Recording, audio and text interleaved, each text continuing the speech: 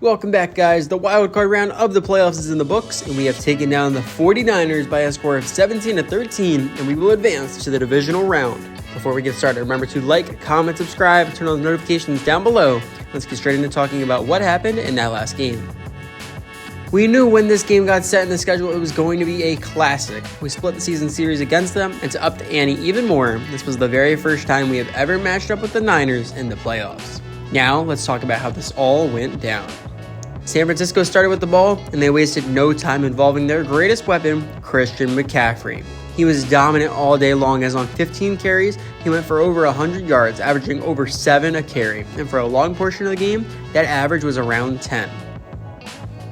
And that was big time, as they knew starting QB Brock Purdy would be entering just his third ever playoff game. And he definitely had his good moments, but the pressure did get to him at times, and it all started on this opening drive as he missed a very easy throw and puts it straight into the hands of superstar safety Budda Baker.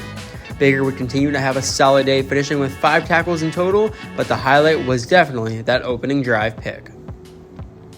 However, Purdy would not be the only quarterback to struggle, as our own Kyler Murray had a rough day as well in his return game from that upper arm fracture. He did throw for 200 plus yards and he did toss in a touchdown, but he threw a total of 3 picks in the game, and the first one hurt them the worst. As he wanted to give a jump ball for his tight end, it would be none other than Talanoa Hufanga, who would play it perfectly to not only come away with the interception, but he would also keep the feet in balance and take it all the way back for the pick 6 to get the first points of this game. So then you ask how he would respond. 2 plays later, Murray would launch this massive bomb to the speedy Rondale Moore, who would keep the feet in balance to complete the catch, and San Francisco would even challenge the play, but it would hold up, which would be the highlight of his 45-yard effort. This drive would ultimately lead to a 56-yard field goal from Matt Prater, and he was massive today as he went a perfect 3 for 3 to keep us in this game.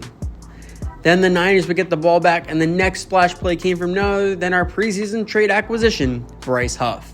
He was a bit quiet over the last few games, but he showed up here in the playoffs as he got to Purdy to drop him for a 15-yard loss on the sack, and he was just a dominant force all day long. But then we would be reminded why George Kittle is one of the best tight ends in the league, as he would help convert a long third down with an amazing diving grab, which would extend the drive with the opportunity to extend the lead.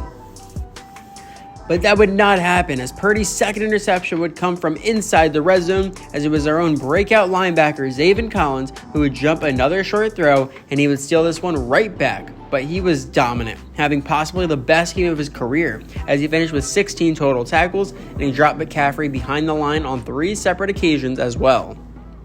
But with how evenly matched these two teams are, you knew San Fran would have their own dominant performance from a linebacker, and theirs came from the All-Pro Fred Warner.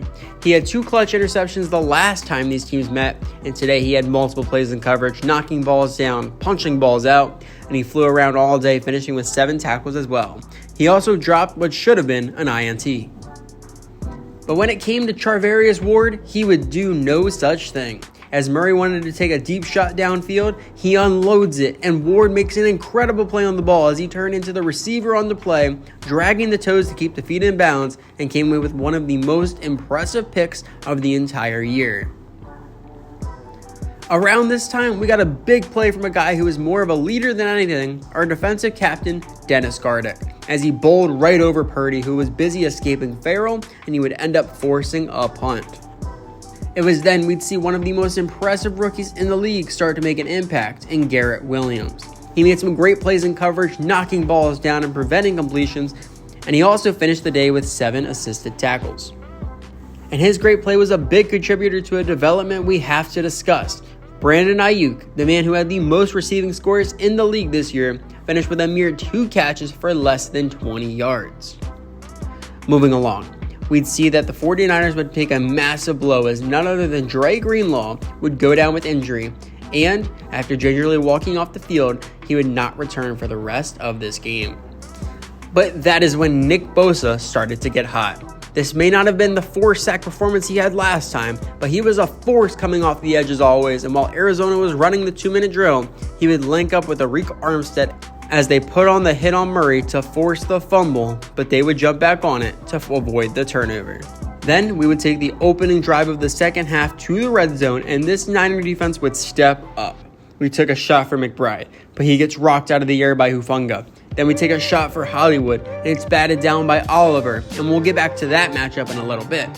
But we then went to Ertz at the back corner of the end zone, but Ward would make another big play to break it up and force the field goal instead.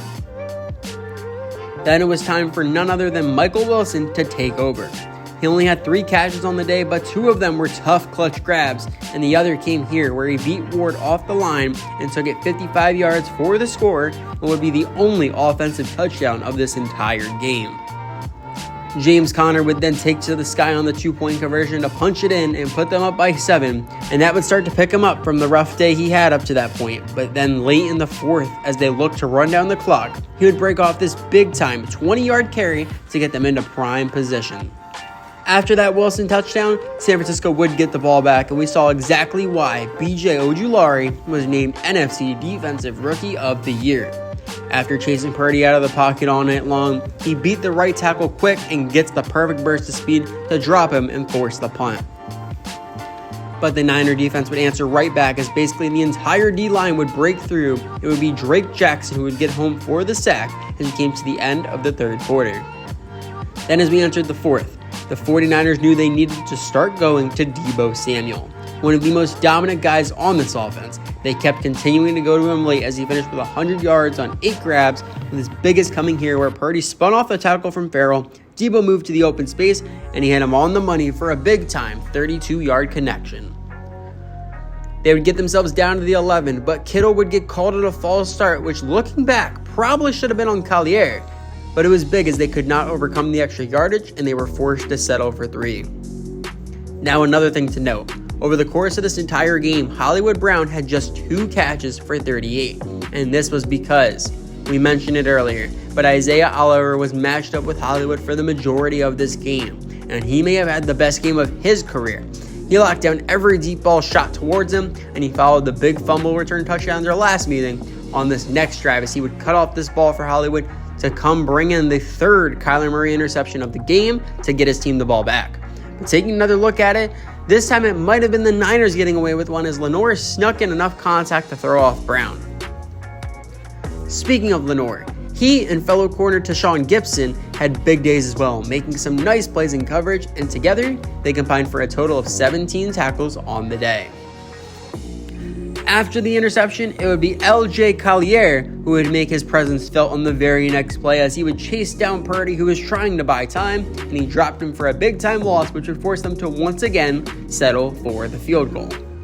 And then, with a slim lead of 4, needing to run the clock down, they go to the man that has stepped up this season, Tyson Williams. He was a consistent runner all day long as he took 15 carries for a total of 76 yards, averaging just over 5 yards a carry.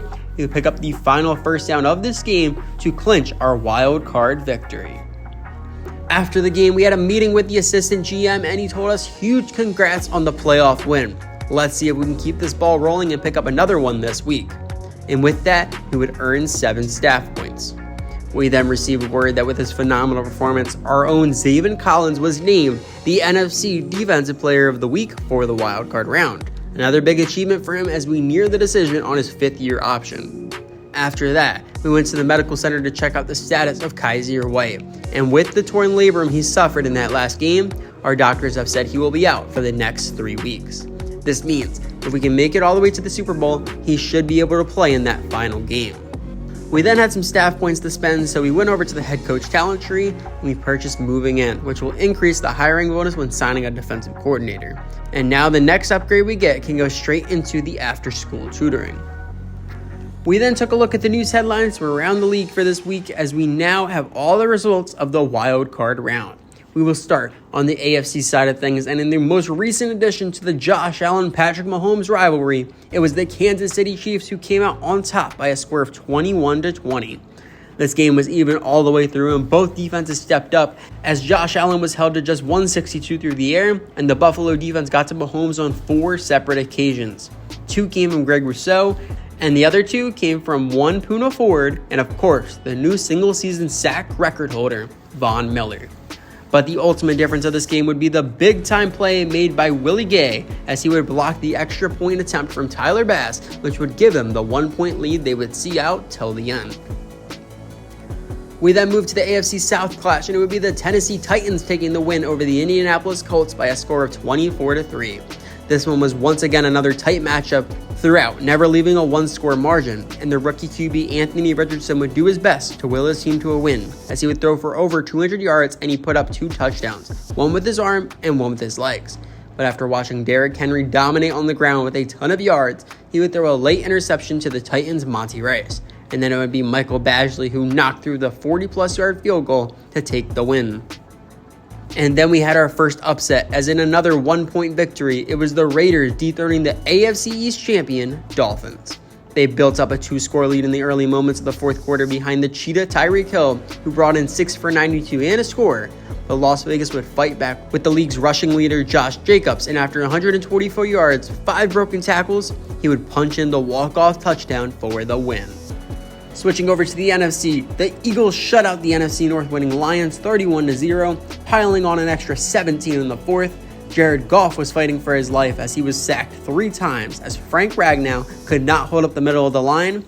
The NFC Offensive Player of the Year did not have his best day, as he did throw 2 interceptions as well, but he threw for well over 300 yards, ran a touchdown in, and he connected with Devonta Smith for a passing touchdown as well to cap off an amazing day for him, as he totaled near 200 yards on the day. And in the final wildcard game, it would be the Seahawks taking down the Carolina Panthers by a score of 35-14. They started off even in the first quarter with both teams putting up a touchdown, but then Seattle would run away with this one through the second and third quarters. They ran all over Carolina as Kenneth Walker had over 80 yards as he picked up 2 scores on the day, and they bullied the rookie quarterback Bryce Young as he was held to no passing touchdowns and he was picked off twice.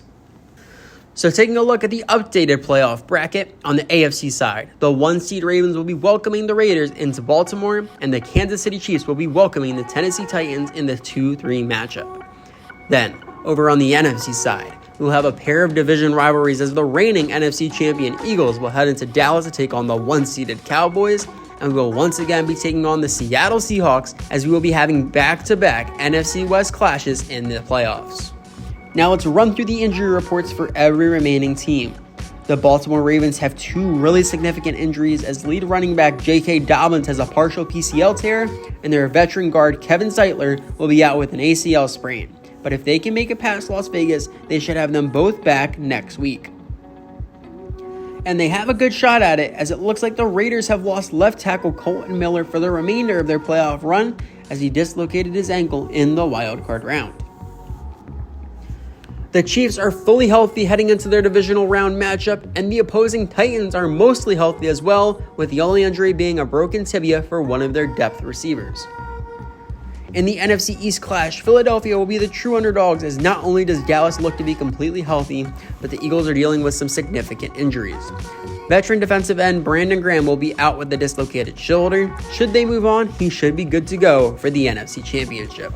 And both rookie Jalen Carter and corner Darius Slay have broken fingers and will be missing this game.